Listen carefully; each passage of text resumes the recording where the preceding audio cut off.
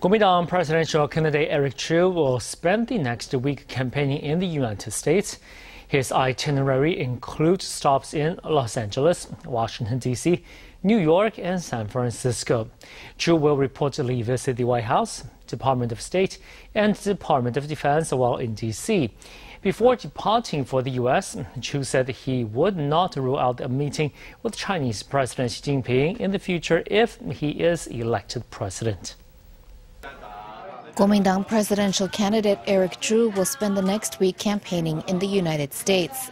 Former Taipei representative to Washington Jason Yuan and former presidential secretary general Timothy Yang will accompany Chu on the trip, which includes stops in Los Angeles, San Francisco, New York, and Washington, D.C.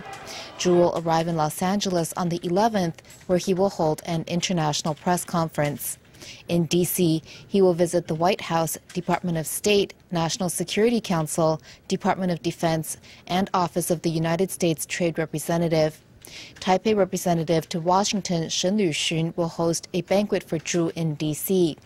In New York, Chu will attend a private National Committee on American Foreign Policy conference and hold interviews.